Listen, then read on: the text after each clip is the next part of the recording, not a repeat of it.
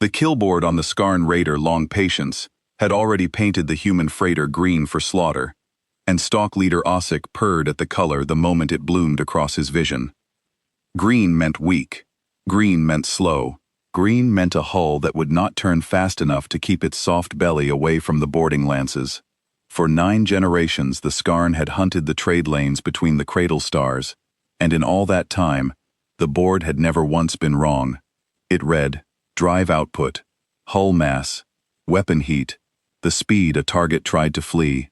It read, fear, the freighter ahead of them, drifting at 1/10 burn, with a long scorch down its flank and a dead running light on its dorsal spine, was leaking all 4. Range, Ossic said. 80,000, answered Threx at the sensor pit, his claws flicking through the readout. She is not even running, Stalk Leader, she is limping. Ossic leaned forward in the harness, his 3 eyes narrowing to slits. The freighter filled the forward plate now, blocky and ugly, a fat rectangle of gray metal with cargo ribs along its sides, and a blunt nose that had clearly never been built to fight. One engine cone glowed a sick amber, the other was black. A scar ran the length of her, the kind a mine left, the kind that said this ship had already lost 1 fight and was crawling home from it. A pack of his hunters chittered over the open channel, the sound of teeth clicking in anticipation. The Long Patience was not alone. Spread across 40,000 kilometers of dark behind her ran the rest of the Bleak Talon pack. 9 raiders, lean and barbed, each one built around a single boarding lance and a hold for taking prizes. They did not destroy ships. Destroying a ship was waste. The Skarn took ships, and they took crews, and they sold both. A green target was money. A green target this fat was a feast. Pack formation, Ossic ordered. Talon spread. We crowd her. We cut her drive. We lance her amidships. No firing on the cargo ribs. I want the cargo whole. And the crew? Threx asked. Ossic showed his teeth. Whatever runs, we take. Whatever fights, we sell as labor. Humans break fast under collar. They are soft things. I have seen them on the auction blocks at Vess. They weep. The pack closed. The Long Patience put on a thin burst of speed, ragged, uneven, the kind of panicked surge a wounded animal made when it finally heard the predators behind it. Ossic laughed low in his chest. The board had been right again. It was always right. Then Threx made a sound that was not a hunting sound. Stalk Leader, his voice had changed. The drive scar. It is not a scar. Ossic turned one eye to him without turning the others. Explain. The long mark down her flank. The sensors read it as battle damage. It is not damage. It is a seam.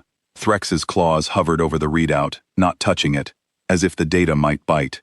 It runs the entire length of the hull, both sides. It is perfectly straight. It is a line meant to open. For a moment, Ossic did not understand. Freighters did not have seams. Freighters were welded boxes that carried grain and ore and luxury goods between systems too lazy to fight. The whole point of a freighter was that it could not open, could not bite, could not be anything but a box. Rescan the drive, Ossic said. I have. 3 times. Threx swallowed. The amber cone is real. The black cone is not dead. It is cold. There is no fuel signature in it, because there is no fuel in it. It is empty, because nothing has fired it yet. That makes no sense. It makes one kind of sense, Threx said quietly. It makes sense if the freighter is not a freighter. Across the channel, the pack still chittered, still hungry, still seeing green. They had not heard. Ossic could end this now. He could call the pack off, peel away, find another lane, another target, another night. The Bleak Talon had hunted for 100 years by trusting one rule. When something feels wrong, you do not feed, you leave. But the board was green. The board had never been wrong. And a Stalk Leader who called off a feast over one nervous reading at the sensor pit would be Stalk Leader of nothing by morning. The pack would tear him down and choose another. That was Skarn law too. Close the trap, Ossic said. The 9 raiders of the Bleak Talon folded in around the limping human ship like a hand closing over a coin. At 30,000 kilometers, the freighter stopped pretending to run. Its amber engine cut out entirely. It went dark and silent and still, hanging in the void with its long straight seam facing the pack, and for 3 full seconds, Nothing happened at all. Osic's hunting instinct, the thing 9 generations had bred into his blood, screamed at him in that silence. It told him that a wounded animal that stops running has either given up or has never been wounded at all. It told him that the second kind was the kind that killed you. "Lance is ready," he said, because it was too late to say anything else. "Stalk leader," Threx whispered. "The seam is moving." The line down the human hull, the long straight mark the board had called a scar, split. It did not tear, it did not crack the way damaged metal cracks.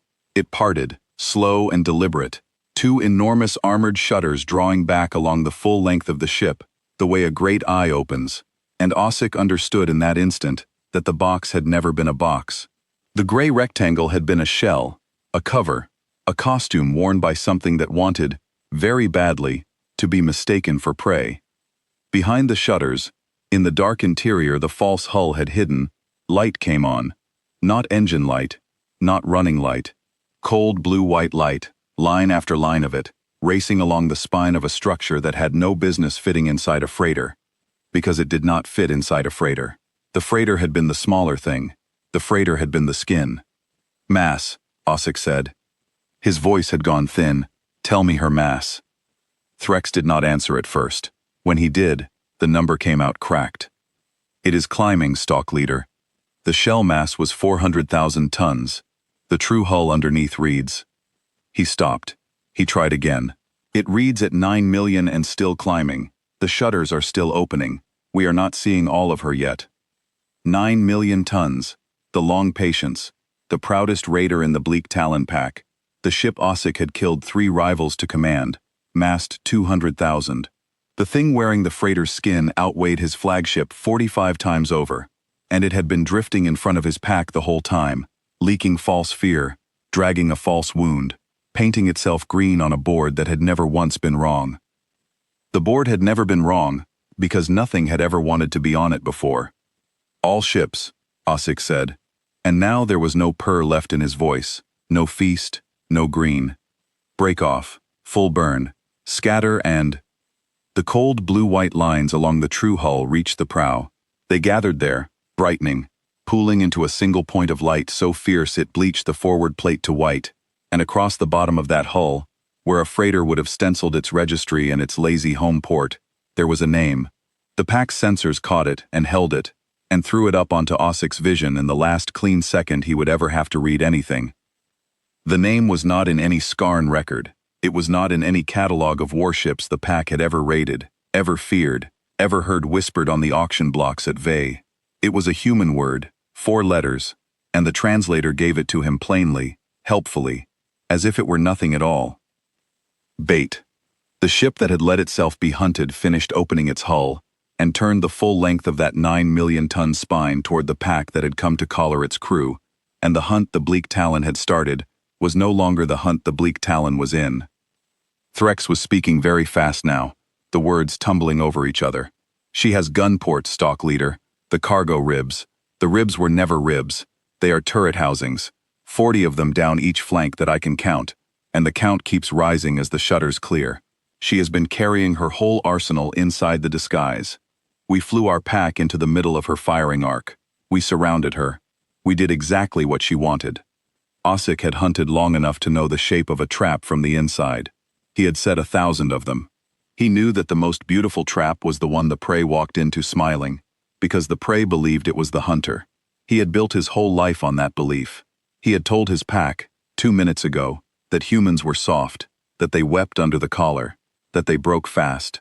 He had said it with the certainty of a creature that had never once met a human who wanted to be found. The truth arrived in him all at once, the way cold water arrives. The Skarn did not hunt humans. The Skarn had never hunted humans. What the Bleak Talon had done, over and over, lane after lane, year after year, was take the slow ships, the soft ships, the weak ones at the edge of human space that could not defend themselves, and somewhere, some human with a long memory and a longer patience had grown tired of losing slow ships, and had built one that only looked slow, had dressed a warship in a freighter's skin, had given it a dead engine and a false wound, and a name that told the whole joke in 4 letters, and had sent it out alone into the lanes, The bleak talon prowled, drifting, leaking fear, waiting for a pack arrogant enough to close. "How long," Ossic said, "has she been out here?" "In the lanes, drifting." Threx checked. His claws had begun to tremble. Her hull weathering reads old, Stalk Leader. The micro-scarring on the true plating. The dust embedded in the false seam. He looked up, and his 3 eyes had gone wide and flat. "Months. She has been drifting these lanes for months, wearing that disguise, letting freighters pass, letting traders pass, letting every harmless thing go by untouched." "Waiting for us?" "Waiting for a pack," Threx said. "Waiting for hunters. She only opened for hunters." The forward plate had gone almost entirely white with the gathered light at the warship's prow. Around the edges of that glare, Ossic could still see his pack, his 9 lean raiders, frozen in the formation he had ordered, the talon closed tight around a coin that had turned out to be a fist. Some of them had begun to burn hard, scattering, claws of light streaking off into the dark. It would not be enough. He had taught them himself how a tight formation died when the thing in the center decided to stop being still. He had used it on others. He had never once imagined being on the inside of it. The blue-white pool at the warship's prow was no longer a pool. It had become an aperture, a throat, a mouth of light, and it was aimed, with the slow, terrible certainty of a thing that had all the time in the galaxy, straight down the spine of the long patience. "All ships," Ossic said, and this time he did not finish the order, because there was no order left that would save them, only the truth he had spent his whole life refusing to learn. The hunters had been hunted from the start. The first shot from the warship bait did not destroy the long patience, and that was the most frightening thing of all, because it could have. The throat of light at the prow did not fire a beam. It fired a single lance of mass, a slug the size of a boarding pod, driven at a speed Ossic's instruments could not resolve until after it had already crossed 30,000 kilometers and clipped the dorsal spine of his flagship. The hit was surgical. It sheared off the long patience's long-range sensor mast and its main communications array in one clean stroke, and then it was gone, vanishing into the dark behind the pack, a single shot that had traveled too fast to dodge and had taken exactly what the warship wanted to take, and nothing more. The raider lurched. Alarm screamed through the harness. Half of Ossic's vision went dead as the sensor feed collapsed, and the open channel to the rest of the pack dissolved into a roar of static. "She blinded us," Threx said, "and she silenced us. We cannot see far, and we cannot call for help. She did that on purpose. With one shot, she chose." Ossic gripped the harness until his claws ached. "A predator that wanted you dead killed you. A predator that took your eyes and your voice and left you alive wanted something else. It wanted you to watch. It wanted you to understand what was about to happen to the rest of your pack with nothing left to do but feel it. Local scan," he snapped. "Whatever we still have. Show me the pack." The short-range feed flickered up, grainy and close. It showed him the Talon formation he had been so proud of. 9 raiders crowded into 40,000 kilometers of dark, and in the center of them, the thing that had been a freighter, now fully unsheathed, 9 million tons of weathered gray warship, with its false skin hanging off it in 2 great curved shutters, like the wings of something that had finished pretending it could not fly. The warship began to turn. It did not turn the way a ship that size should have been able to turn. A 9-million-ton hull should have swung like a continent, slow and ponderous, taking long minutes to bring its arc to bear. The bait pivoted on its own center, in under a second, the entire vast length of it whipping around, as if mass meant nothing to it, as if the laws that governed every other ship in the cradle stars were a courtesy it had simply declined to observe. Down its flank, the cargo ribs that were not ribs rolled open, 40 turret housings on the near side alone, and inside each one, a barrel the length of a Skarn raider, tracked smoothly onto a target. "It should not move like that," Threx breathed. "Nothing that big moves like that. It is breaking the rules." "It is not breaking the rules," Ossic said, and his own voice sounded strange to him, far away. "It made the rules. We just never read its archive." The pack, blind and deaf, did the only thing 9 generations of instinct allowed. It attacked.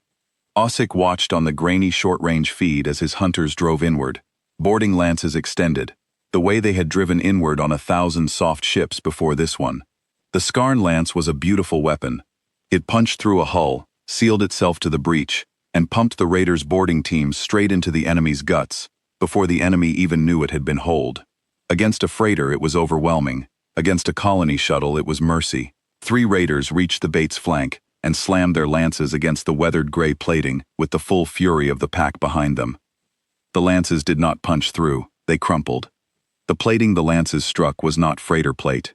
It was layered warship armor 100 times thicker, and the lances folded against it like reeds against stone, and the raiders that had driven them home now hung against the side of the warship, stuck fast to their own bent weapons, pinned to the very hull they had meant to breach.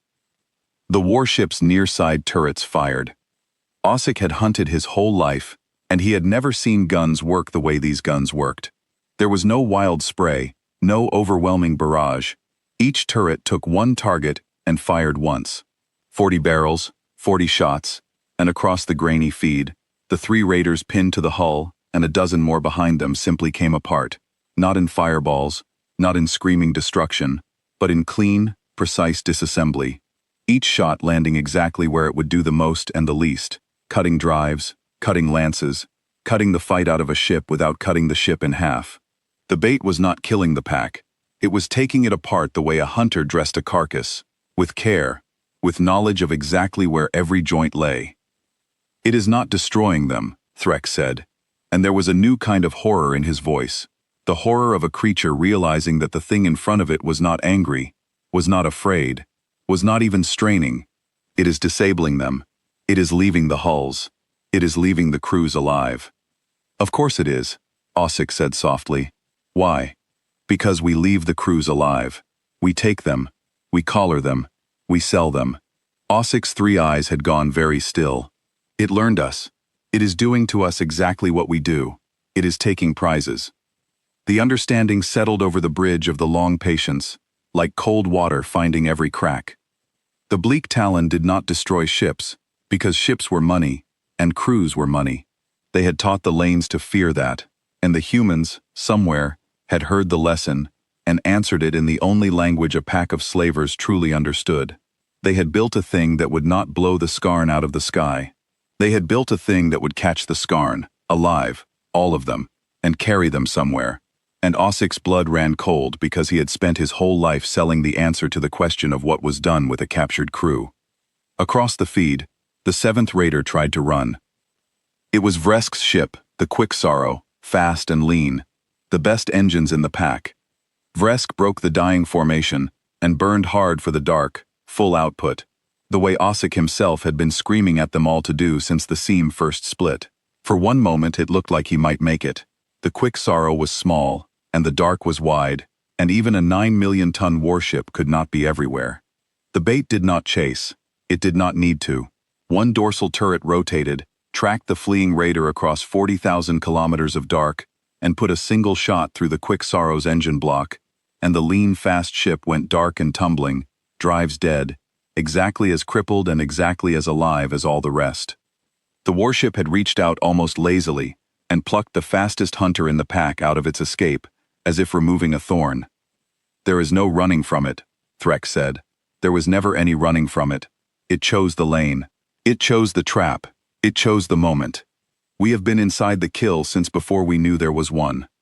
Ossic made himself think. He was stalk leader of the Bleak Talon. He had not become that by freezing when the dark turned against him. The warship was taking the pack apart with surgical patience, ship by ship, leaving each hull dead and each crew alive. And there was a pattern in it, an order, and a creature that bred patience, as the Skarn bred patience, could read a pattern even with its eyes half gone. The bait was working outward. It had started with the ships closest to it, the ones that had driven in with their lances, and it was moving steadily out toward the edges of the broken formation. The Long Patience, Ossic's own flagship, blinded and silenced at the rear, was not the nearest target. The warship had taken his eyes and his voice first, and then it had turned its attention to the rest, and the message in that order was unmistakable. It was saving him. It wanted the stalk leader for last. It wanted him to watch the entire pack he had led to the feast be gathered up alive, one ship at a time, and only then would it come for him. It was the exact order in which the Skarn dressed a kill, Eyes first, then the limbs. The heart last, still beating, so it would understand. It knows our customs, Ossic said. The words tasted like ash. It is not just imitating us, it studied us. It learned the order we do things in. It is performing it back to us, so that we cannot pretend we do not understand. On the feed, the 8th raider fell, then the 6th, then the 5th. The warship did not hurry, and it did not slow. Each shot found its joint. Each hull went dark and held its crew. The bait moved through the wreck of the bleak Talon like a thing keeping an appointment, and somewhere in the gray-weathered length of it, Ossic knew, there were humans, soft things, weeping things, the things he had described to his pack with such contempt 9 minutes ago, and they were not weeping. They were working, they were aiming, they were taking prizes the way the Skarn had taught the galaxy that prizes were taken, and they were not in any hurry, because they had built a ship that gave them all the time they could ever want. "Stalk leader," Threx said, very quietly. "I have something on the short feed, a transmission. It is not from the warship, it is from inside one of our own captured raiders, the crew of the Bleak Mercy. They are still alive in there. They are trying to reach us. Put it through." The voice that came across was Drask, who commanded the Bleak Mercy, and Drask was a creature Ossic had seen tear the throat out of a rival without blinking, and Drask was babbling. "It boarded us. Stalk leader, it boarded us. They came through the breach we made in its hull, came up our own lance, and they are not what you said. They are not soft. They moved through my crew like the dark moves, and they did not kill anyone. They took the ship. They have us. They have all of us. And one of them, Stalk leader, one of them stopped at the command pit and looked at me, and it spoke our language. It spoke Skarn, and it said..." The transmission cut. "What did it say?" Ossic demanded. "Threx, get it back. What did it say?" Threx worked the dead controls with shaking claws. The signal was gone. The bait had taken the Bleak Mercy completely, voice and all, and folded it into the silence with the rest. But the unfinished sentence hung on the bridge of the long patience, like the blade of a lance, and every hunter aboard knew that whatever the human had said to Drask, it had been said in their own tongue, and that a predator that learns to speak in your voice has already decided exactly what it wants you to hear. The 4th raider fell, the 3rd, the 2nd. "There is only us left," Threx said. "Stalk leader. There is only the long patience." The warship finished with the 2nd raider, and went still. For the first time since the seam had split, the bait stopped moving, stopped working, stopped its patient surgical harvest of the pack, and hung in the center of the wreckage it had made. 9 million tons of weathered gray metal, its 2 great hull shutters spread wide, every turret on its near flank slowly rotating to point at the one ship it had left alive on purpose. 80,000 kilometers had become 40,000. 40,000 had become 20. The warship was closing, unhurried, the dead and captured hulls of the Bleak Talon drifting in its wake like the carcasses behind any working predator, and Ossic understood that the appointment it had been keeping all along was with him. "It blinded us so we could not see the others die," he said. "No, so we could see it, and nothing else. So that there would be only us, and it, and the order of things. It is bringing the heart out for last." "What do we do?" Threx asked. He was very young, Ossic remembered suddenly. He had brought the boy onto the long patience 2 seasons ago, because he had the sharpest eyes in the brood. The sharpest eyes had read the seam in time. The sharpest eyes had not been enough.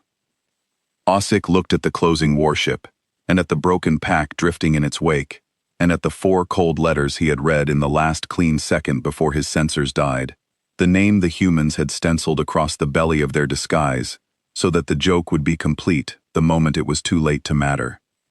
"We do the only thing a hunter can do," Ossic said, "when it learns it was the prey." He keyed the one channel he had left, the short-range hail, weak and close and good for nothing but talking to a thing 20,000 kilometers away that had already taken everything else from him. "Human warship," he said, in his own tongue, because he was certain now that it would understand. "This is Stalk Leader Ossic of the Bleak Talon. I am the heart you have saved for last. I would speak with you before you take it." For a long moment, there was nothing but the hiss of the dying feed. Then the channel opened from the other side, and a voice came across it, and it was speaking Skarn, easily, perfectly, with the faint, dry patience of a creature that had drifted alone in the dark lanes for months, waiting precisely for a night like this one.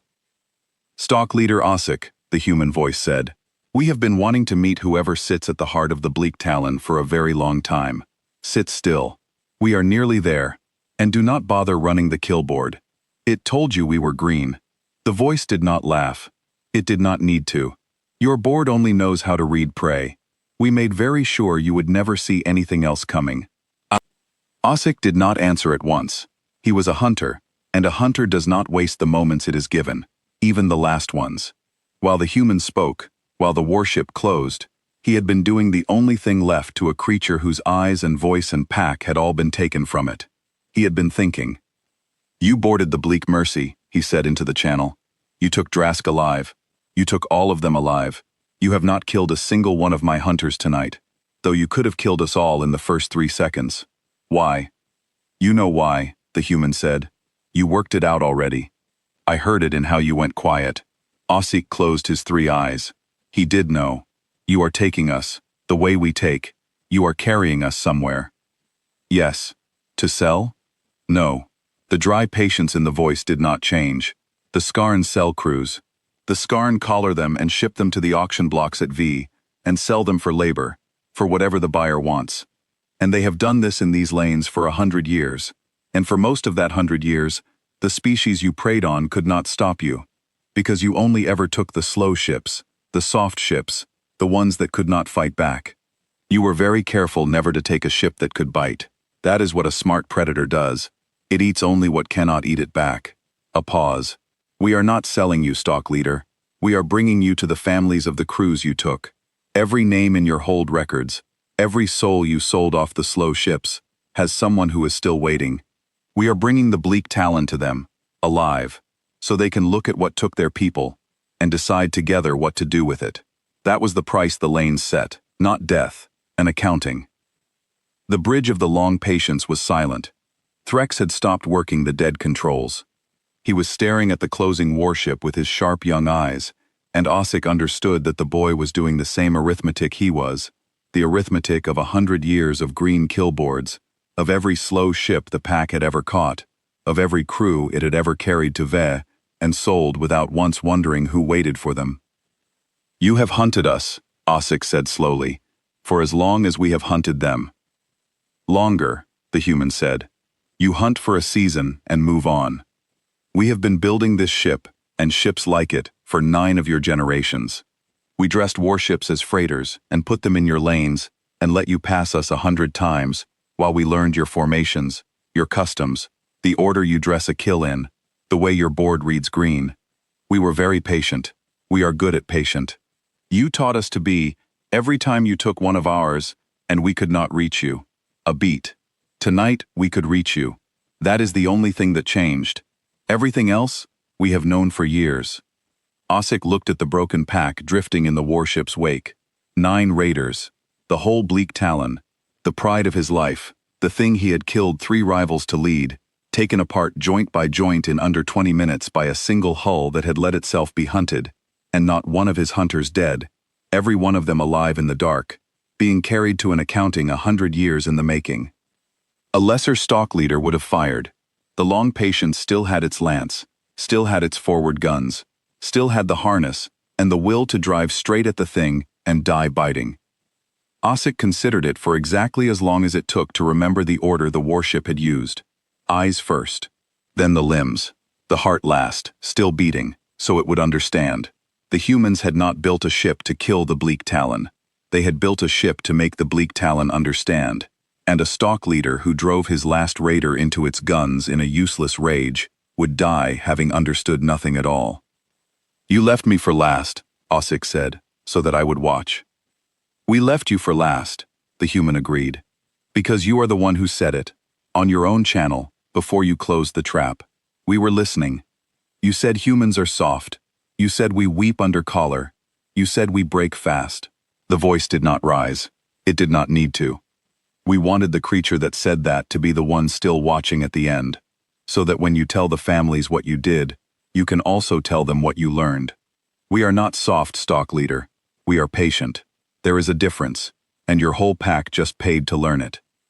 The warship Bait crossed the last 20,000 kilometers and brought the full broadside length of its weathered gray hull to bear on the final ship of the pack that had come to collar its crew, and the hunt that the Bleak Talon had begun 9 generations ago, on a green killboard that had never once been wrong, came at last to the one target it had never been built to read. For a long moment after the humans spoke of the price the lanes had set, Ossic did not move, and the bridge of the long patience held the kind of silence that comes only when every creature in a room has understood the same terrible thing at the same time. It was Threx who broke it, the boy at the dead sensor pit, and what he said was not to the human warship at all. It was to Ossic. "Stalk leader," he said quietly. "I read the seam. Before we closed. I told you it was not a scar.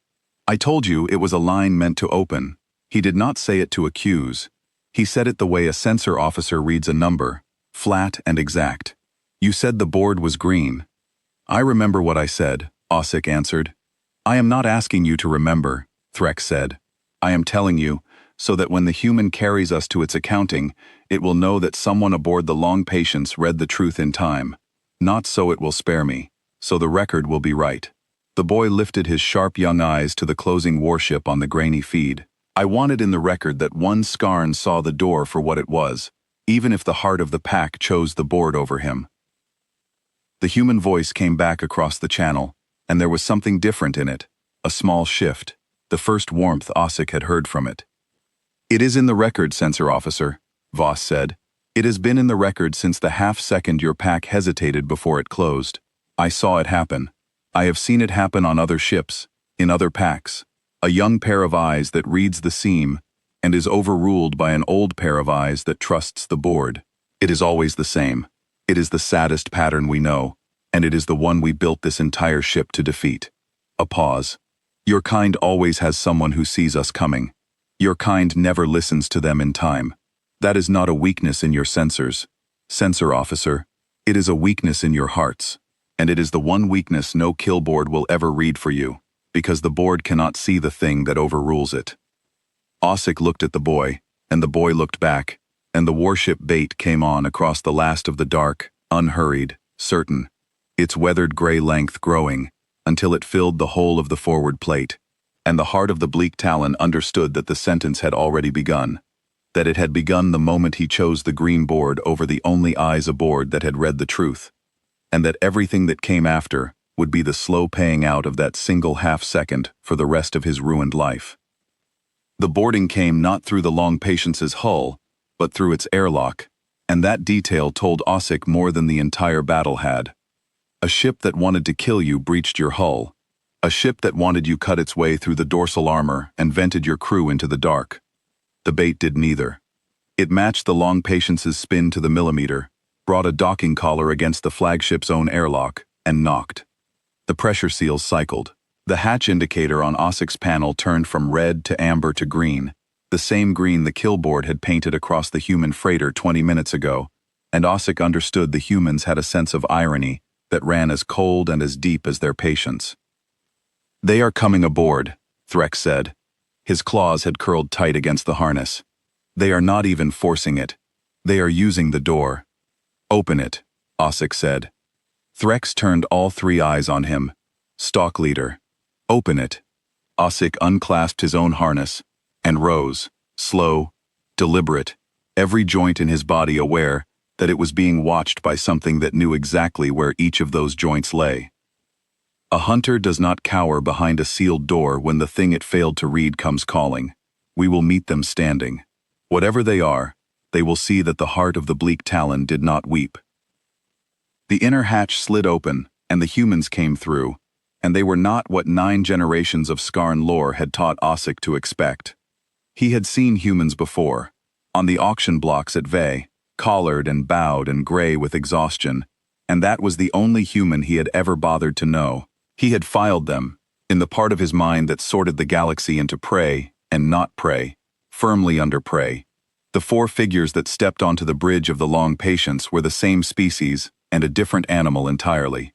They moved without hurry and without fear, spread into the room with the unconscious spacing of creatures, who had cleared 100 bridges and expected to clear 100 more, and they carried weapons held low and easy, not raised, because raising them would have implied that the outcome was in doubt.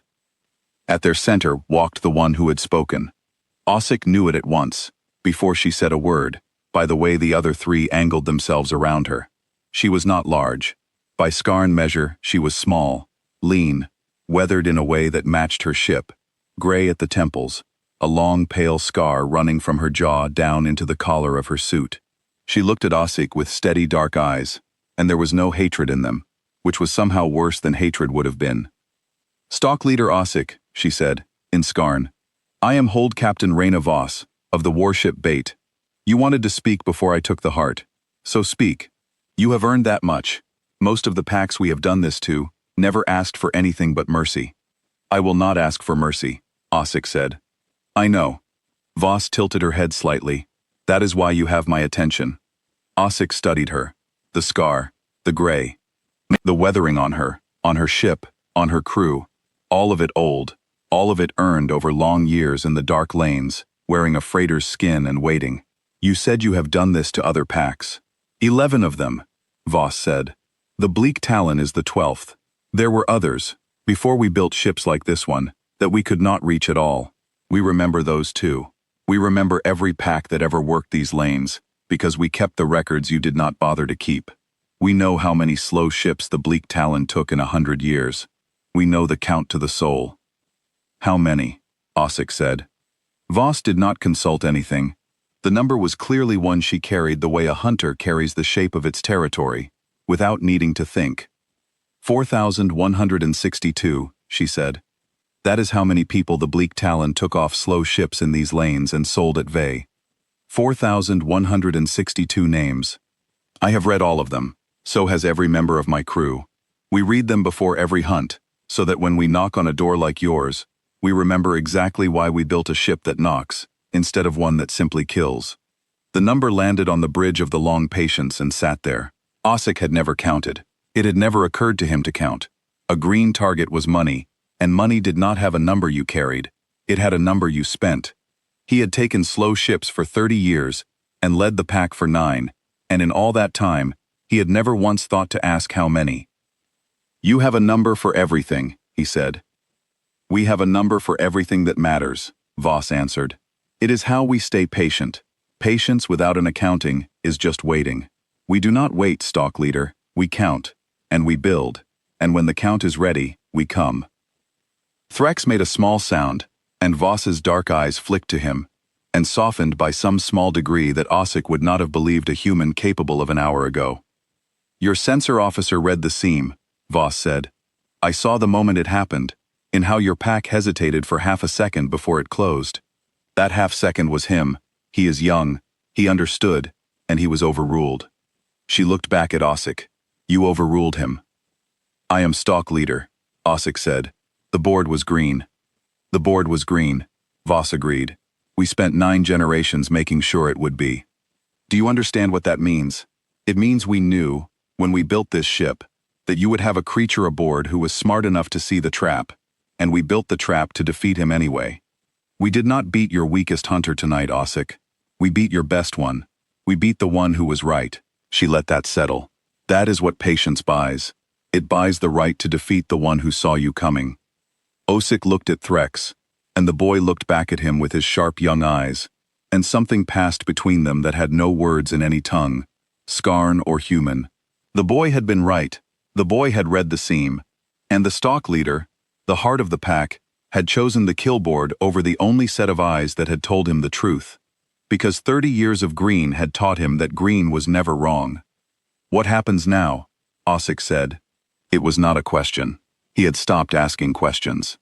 "Now we tow your pack to the meeting place," Voss said. "All 9 raiders. Every hunter alive. It is a long voyage. You will have a great deal of time to think, which is the one thing your victims never had. And at the end of it, the families of 4,162 people will be waiting, and they will decide what becomes of the Bleak Talon. Not me, not my crew. We do not get to decide. We only build the ship that brings you to the ones who do." She paused.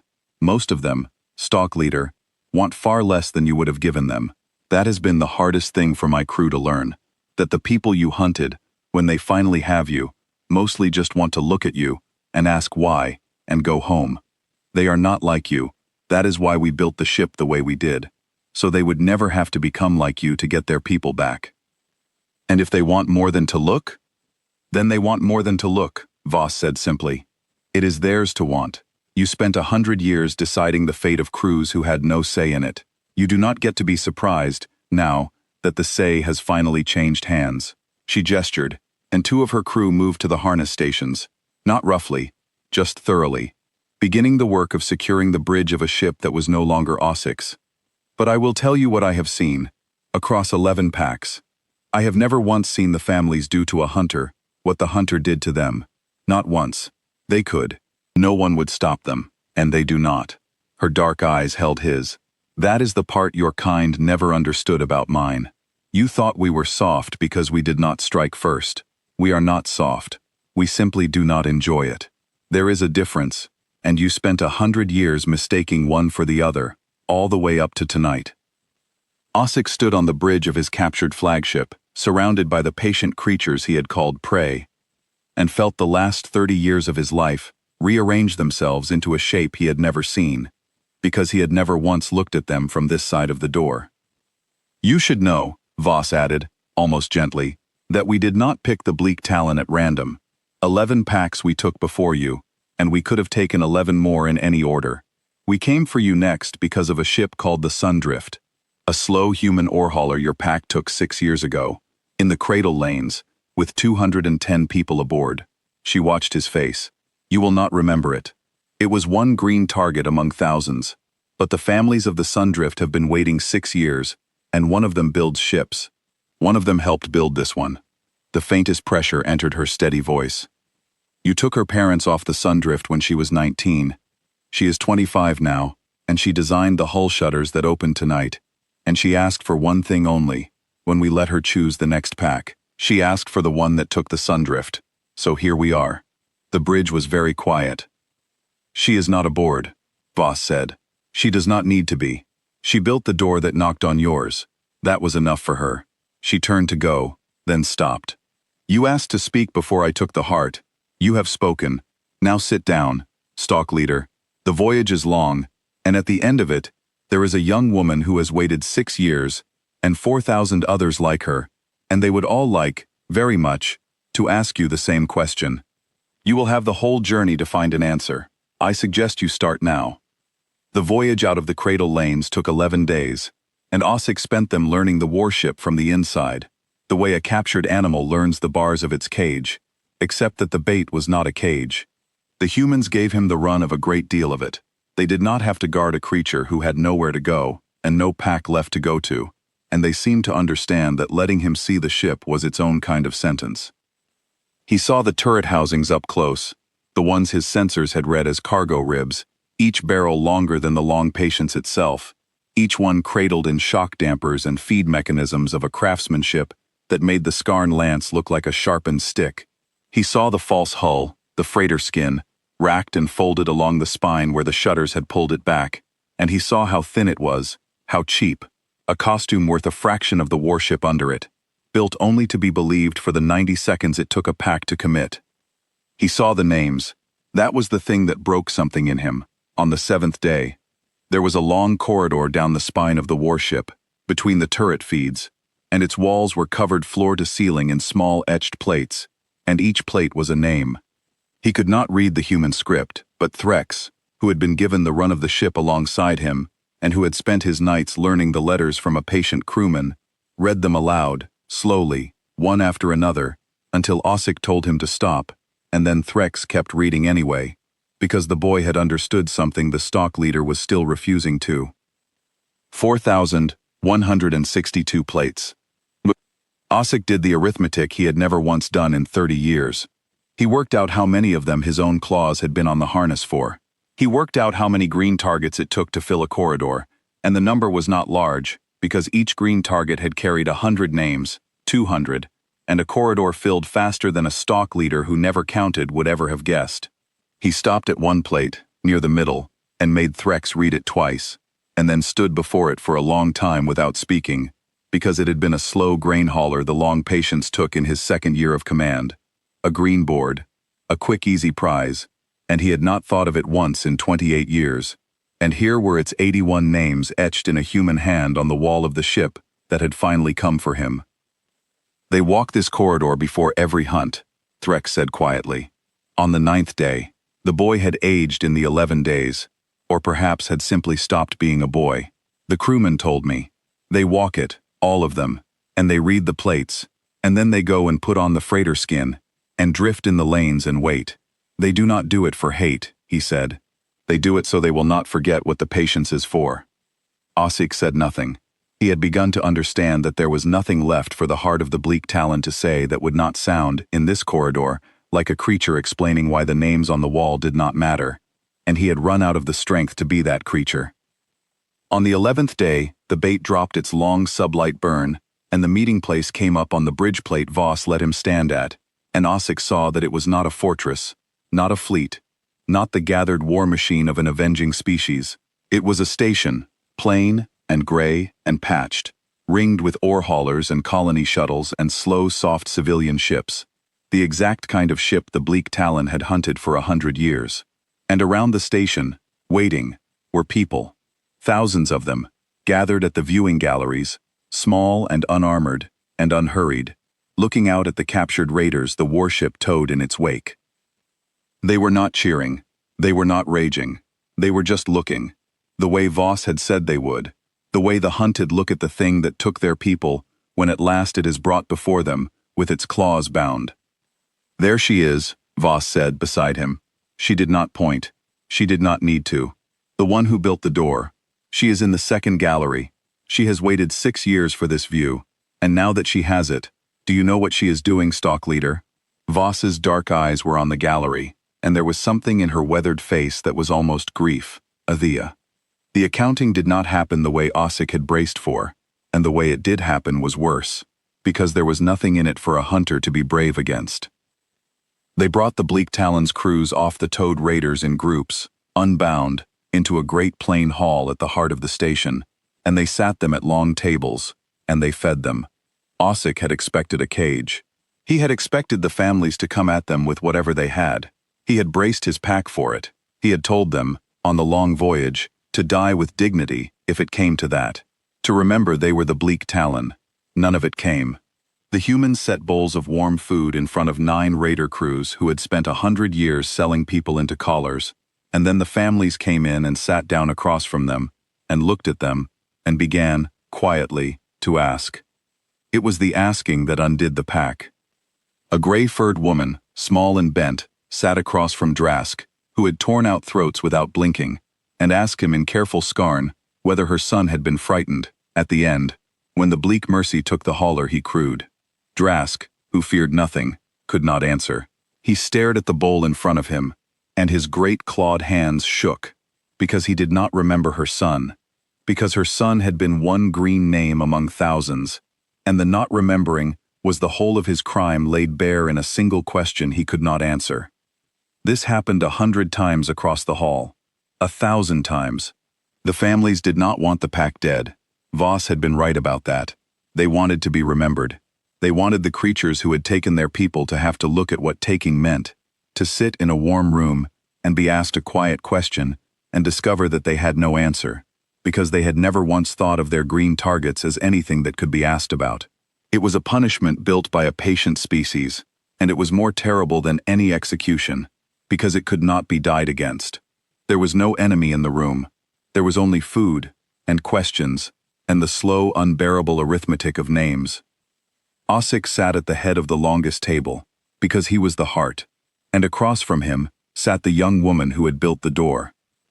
She was exactly as Voss had described her, 25 years old, lean and gray-eyed, a quiet steadiness in her that Ossik recognized because it was the same steadiness he had seen in the hold captain, the same steadiness, he understood now, that ran through this entire patient species like a grain through stone. Her name, she told him, was Kara Lynn, and she had been 19 when the bleak Talon took the Sundrift, and she had spent the 6 years since learning to build the kind of door that would one day knock on his. I am not going to ask you if you remember the Sundrift, she said. I know you do not. 210 people, an ore hauler, 6 years ago, in the cradle lanes. You took it on a green board, the same as all the rest. You have never thought about it since. I have thought about it every day. She folded her hands on the table. They were a builder's hands, scarred and sure. So I am not going to ask you to remember. I am going to make you understand instead. That is what I am good at. I build things that make people understand. You built the warship, Osik said. I built the hull shutters, the disguise, the part that made you believe a warship was prey. Carolyn's gray eyes did not waver. Do you know why I built the disguise and not the guns? Anyone can build guns. The pack that took my parents had guns. Guns are easy. What is hard is building something that makes a predator walk into its own trap smiling, certain it is the hunter, right up until the moment it learns what it really is. I did not want to kill you, Stalk Leader. I wanted you to feel, for 1 second, before the seam opened, the exact thing my parents felt when your lance came through their hull. I wanted you to be the prey on a green board, and then I wanted you to live. Why? Osik said. It was the only word he had left. Because dead, you learn nothing, Carolyn said, and I did not spend 6 years learning to build to teach a corpse. I built a door that knocks, Stalk Leader, so that the thing on the other side would have to open it, and walk through, and sit in this room, and find out that the people it spent 100 years filing under prey have names, and faces, and questions, and the patience to wait 6 years to ask them. She leaned forward, just slightly. That is the answer to your question. That is why. It was Threx in the end, who asked the question that turned the accounting into something larger than one pack. The boy had been seated near the foot of the table, and he had spent the meal watching the humans the way he watched a sensor readout, sharp-eyed, taking the measure of a thing 9 generations of lore had gotten wrong. And when there was a lull, he spoke, in his careful new human letters and his own blunt scarn, and he asked the hold captain the only question that still mattered to a hunter. How many, Threx said, are there, ships like the bait, disguised, drifting in the lanes, waiting for packs like ours? Voss, who had come to stand behind Carolyn, considered the boy for a long moment, and Osik saw her decide to tell him the truth, because the truth was the last and largest part of the sentence. When we started, she said, there was one. We built it after the worst decade the lanes ever saw, when 6 packs were working the cradle stars at once, and we could not reach any of them. One ship, dressed as a freighter, sent out alone, to take the first pack the way we took yours. It worked, so we built another, and another. She paused. There are now 240 of them, Sensor Officer. 240 warships wearing freighter skins, drifting in every lane the slaver packs have ever worked, in this region of space, and in 9 others. Every one of them knocks instead of kills. Every one of them tows its catch home alive to an accounting. We have been doing this for 9 of your generations, and the slaver packs have noticed only one thing in all that time, that the lanes have slowly, quietly, become impossible to hunt. The bridge of the hall had gone silent. Around the long tables, 9 raider crews who had thought themselves the last clever predators in a soft galaxy sat very still, and understood, all at once, the size of the thing they had flown into. You have been disappearing the packs, Osik said, for 9 generations, one at a time, quietly, and no one knew. The packs that survive a hunt go home and tell their kin to fear that lane, Voss said. The packs we take never go home at all. They simply stop existing, mid-hunt, on a green board, and no warning ever travels. Because the warning never survives the seam, your kind has spent 90 years slowly losing packs to lanes that grew teeth, and never once worked out why. Because the only creatures who learned the answer are sitting at these tables, and they are not going anywhere to tell it. She let her dark eyes travel the hall, over the 9 bound crews, over the 4,000 patient faces. That is what patience is for. It is not for waiting. It is for building a thing so quiet and so slow that an entire predator empire never notices it is being unmade, one green board at a time, until the day a stock leader reads a seam too late and learns that he is the 241st. Osik, heart of the bleak talon, sat in the warm hall surrounded by the names he had never counted, and felt the whole shape of his species' century in the lanes turn inside out. The Skarn had believed they were the apex of the trade routes. They had believed the soft, slow ships were prey, and the patient humans were the softest and slowest of all. They had built 100 years of pride on a kill board that read green, and the entire time, in lane after lane, the prey had been quietly, methodically, patiently, taking the predators off the board, 240 hulls at a time, and filing them under a single word: accounting. "You will not be the last," Cara Lynn said quietly, across the table. "There are still packs out there who have not flown into a freighter that turned out to be a warship. They will. Every one of them will, eventually, because we have all the time in the galaxy, and they have only their certainty that green means weak.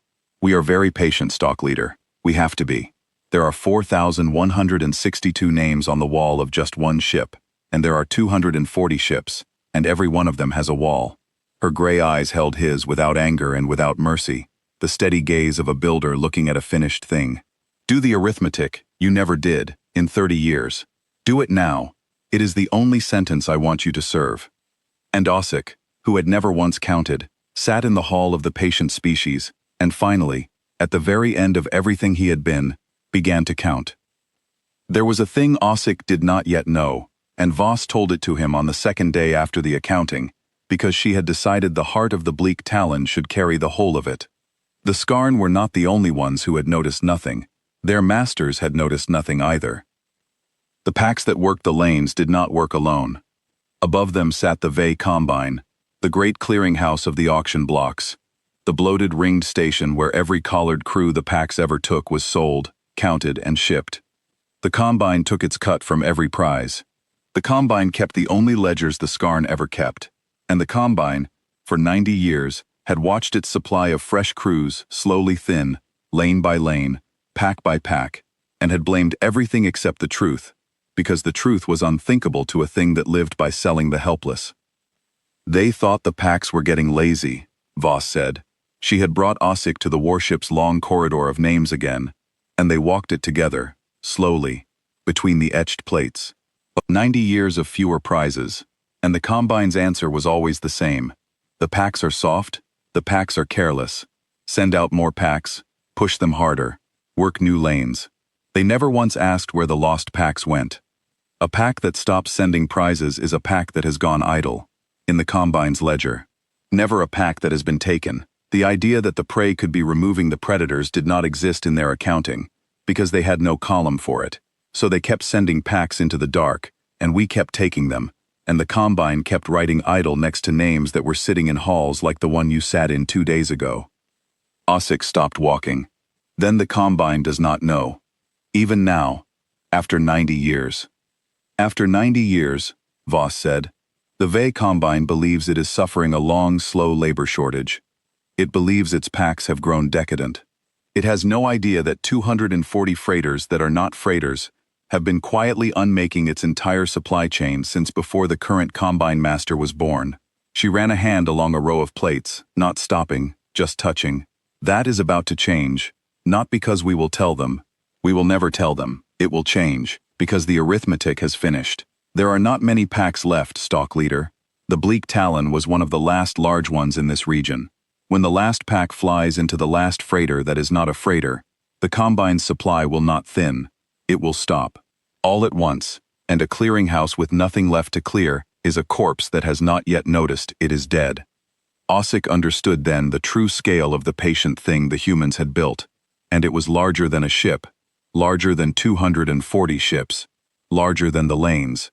It was the slow strangling of an entire empire of buyers and sellers, accomplished without a single declaration, without a single fleet action the Combine could point to and rally against, without ever once giving the predators an enemy to fear. The humans had not gone to war with the Vey Combine. They had simply, patiently, over 90 years, removed every hand that fed it, one green board at a time, until the great ringed station would one day wake to find its lanes empty, its packs gone, its ledgers full of a word, idle, that had meant something else entirely all along. You will let it starve, Ossic said.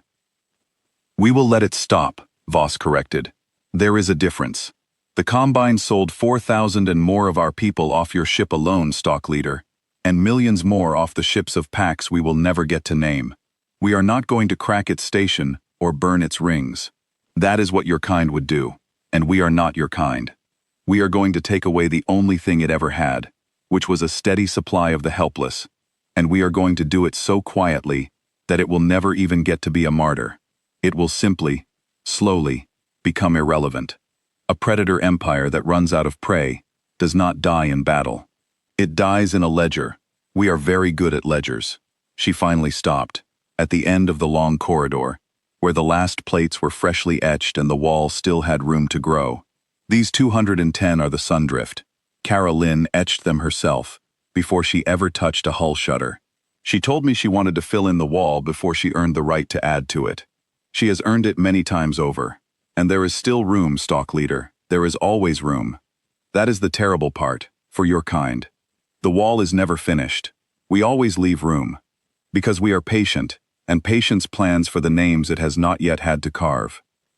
Ossic stood at the end of the corridor of the dead, in the heart of the warship that had worn a freighter's skin, and waited months in the dark to take his pack alive, and looked at the empty wall waiting for the next pack, and the next, and understood at last that he had not been beaten by a ship, or a captain, or a young woman who built doors. He had been beaten by an arithmetic that never stopped counting, carried by a species that never stopped building, aimed at an empire that had never once thought to ask where its prizes had gone.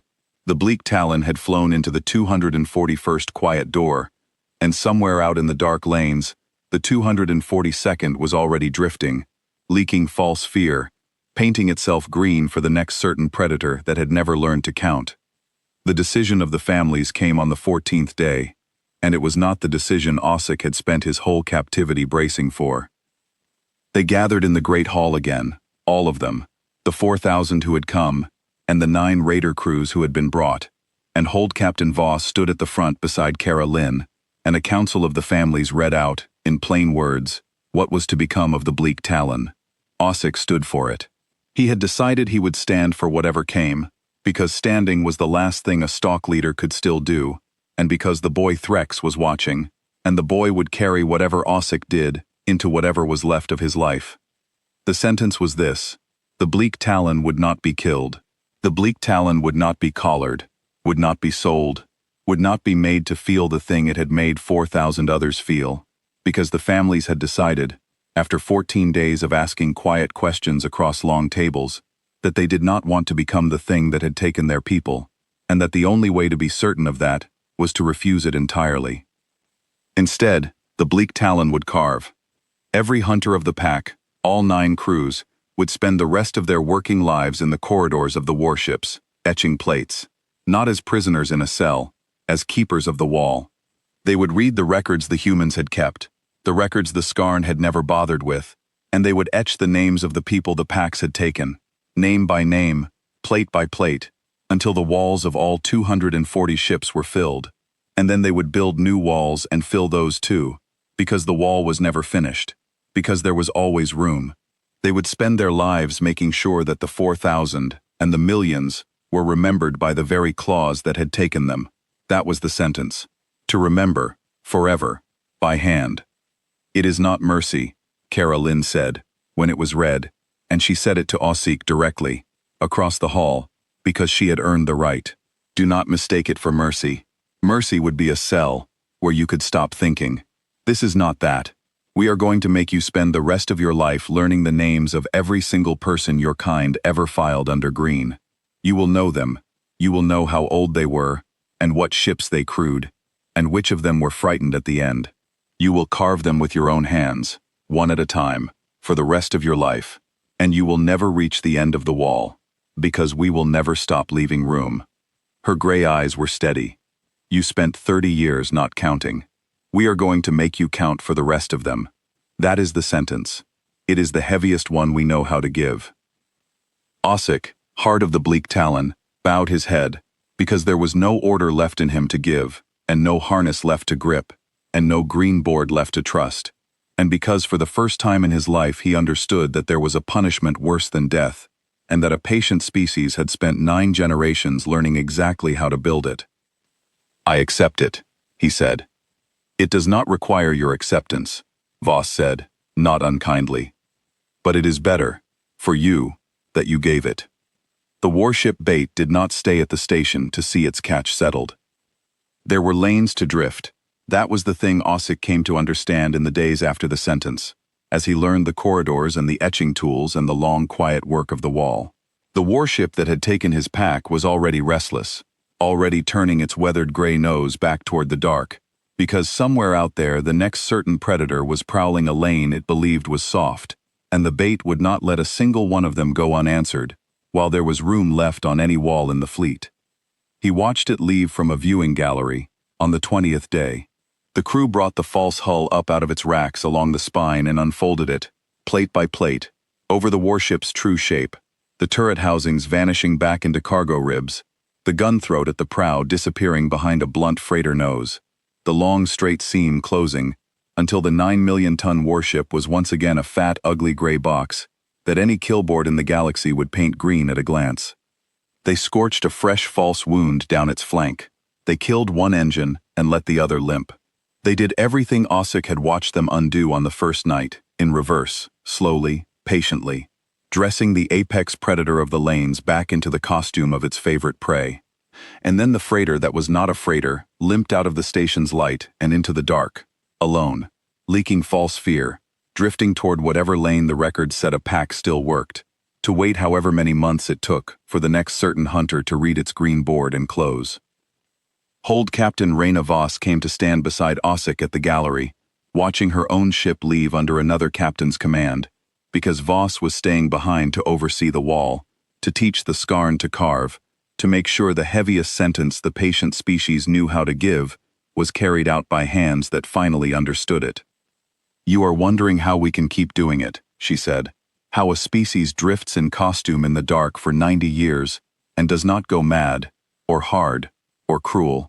How we sit across a table from the things that took our people and feed them and ask them quiet questions and then sentence them to remember instead of to die. You are wondering what kind of creature does that?" "Yes," Ossic said. He had stopped being surprised that she could read him. He had begun to suspect that reading him was simply what patience did, given enough years.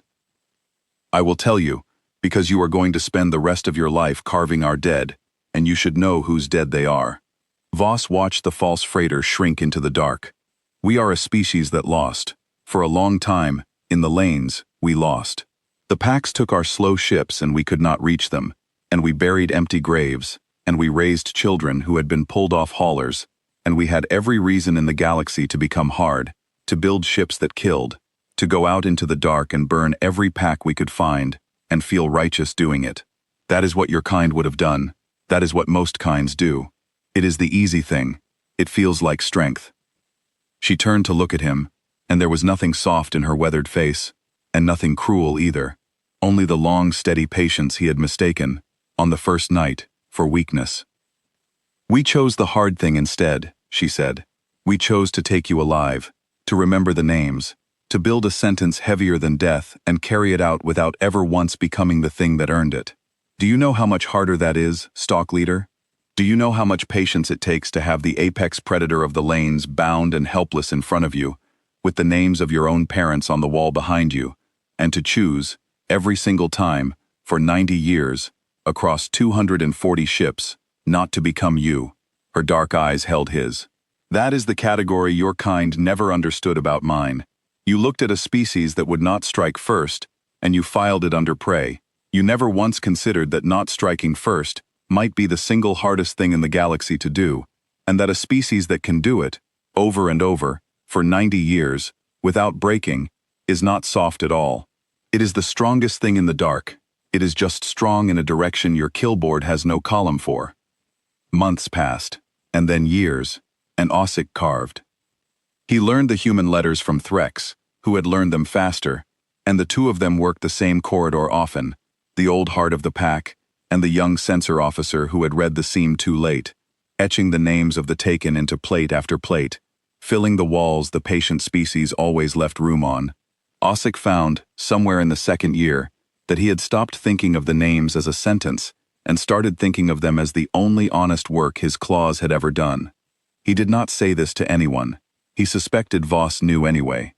He carved the sundrift himself, eventually, when he had earned the steadiness for it. 210 names, an ore hauler, 6 years gone before he ever flew into the warship that wore a freighter's skin. He carved Kara Lynn's parents last of the 210, slowly, with great care, because by then, he had counted enough names to understand what each one cost the one who waited. Kara Lynn came to the corridor to watch him do it. She did not speak. When he had finished, she ran her builder's fingers over the 2 plates that had been her mother and father, and then she looked at the old stock leader who had taken them, and she nodded once, and went away. And that was the whole of the accounting between them, and it was enough. Because it was honest, and honest was the one thing the Green Board had never been. The warships kept drifting. Osik tracked them, in his years at the wall, the way he had once tracked targets. 240 became 251. The new ones were built in the patient way, dressed in freighter skins, sent out alone into lanes the record said a pack still worked, to wait however long it took. Pack after pack flew into them.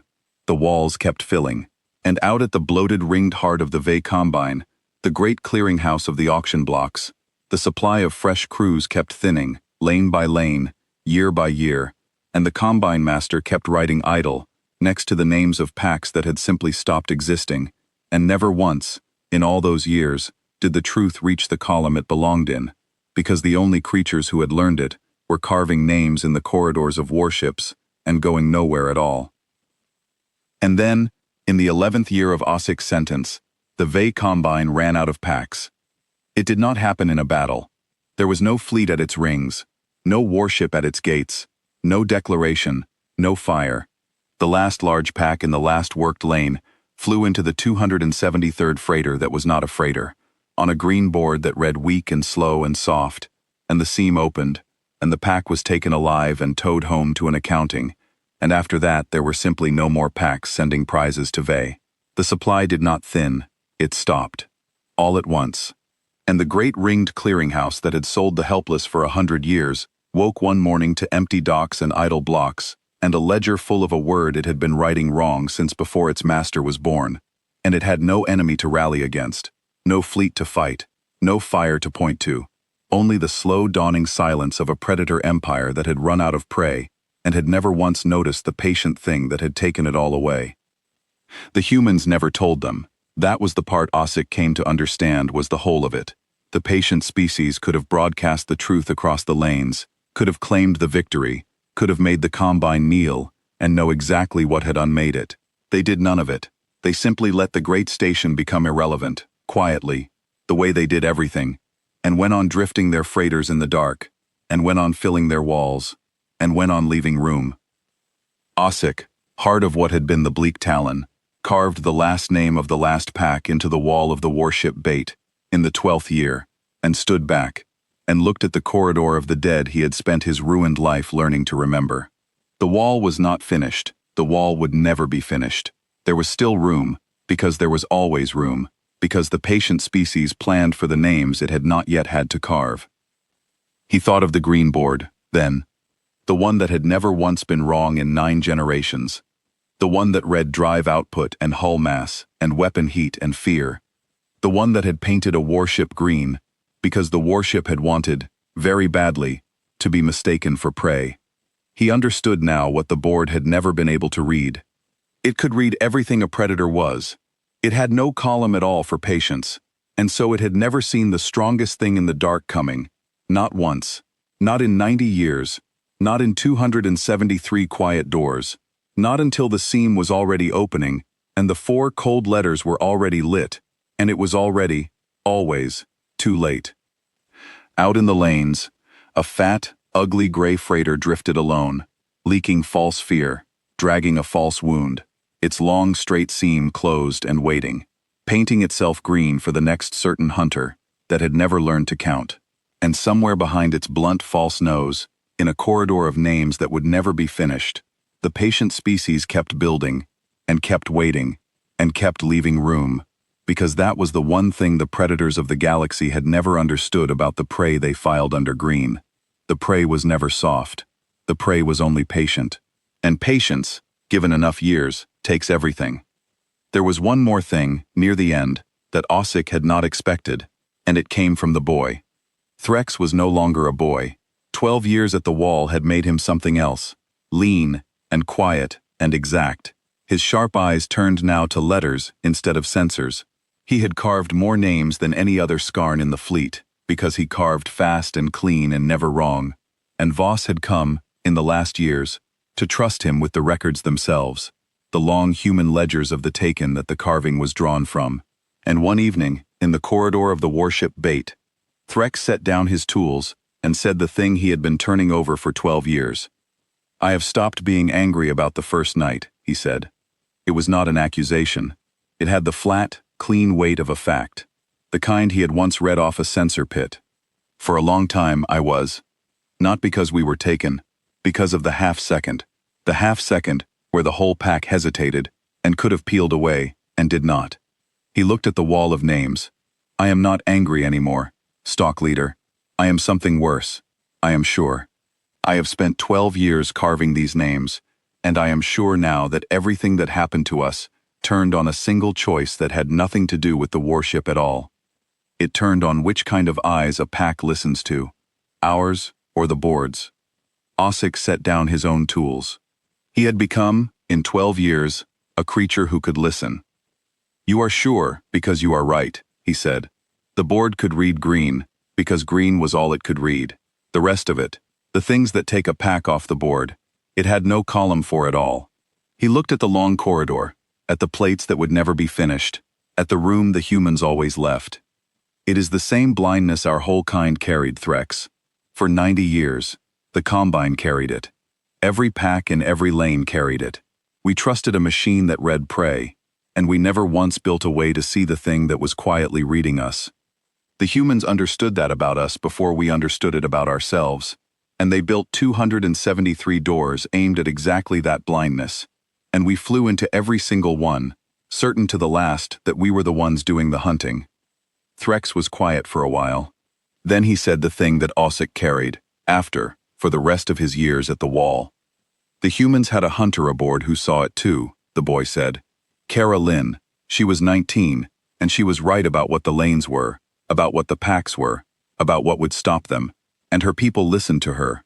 They gave her 6 years in a shipyard, and let her build the door. That is the difference, Stock Leader. Not that they were stronger, not that they were faster. They had eyes that read more than the board, the same as 100 young hunters in 100 packs must have had over the years. And their kind listened to those eyes. Our kind closed the trap." He picked his tools back up, and turned to the wall, and set the point against the next blank plate. "That is the whole of it. That is why their wall has room for our dead, and why our walls never had a single name on them at all. They listened. We read green." He began to carve. After a moment, Ossic took up his own tools and carved beside him, and the two of them worked the corridor of the patient species in the deep quiet of a warship that wore a freighter's skin, filling the wall that would never be filled, in the long unhurried way of a sentence that had no end, because some accountings are not paid in a day, or a year, or a life, but only in the slow, honest labor of finally learning to count what you spent 30 years refusing to see. Out in the dark, the lanes were clean, the packs were gone. The great ringed Combine drifted silent and irrelevant around its empty blocks, a corpse that had never noticed the patient hand at its throat. And the freighters that were not freighters drifted on, alone, leaking false fear, their long straight seams closed and waiting, because the patient species had not stopped, would never stop, would go on building doors and leaving room, and reading more than the board, long after the last stock leader who had ever called them soft, had carved his final name and laid down his tools for good. Ossic, who had once led the proudest pack in the cradle lanes, who had once called a patient species soft and slow and certain to weep under the collar, carved on in the quiet, an old hunter learning at the end of everything the one thing his killboard had never had a column for. The prey was never soft. The galaxy had simply never learned to read anything but green, and the patient ones, in the dark, had spent 90 years making very sure it never would, until the last green board went dark for the last certain hunter, and the lanes at last belonged to the ones who had learned, the long hard way, to count.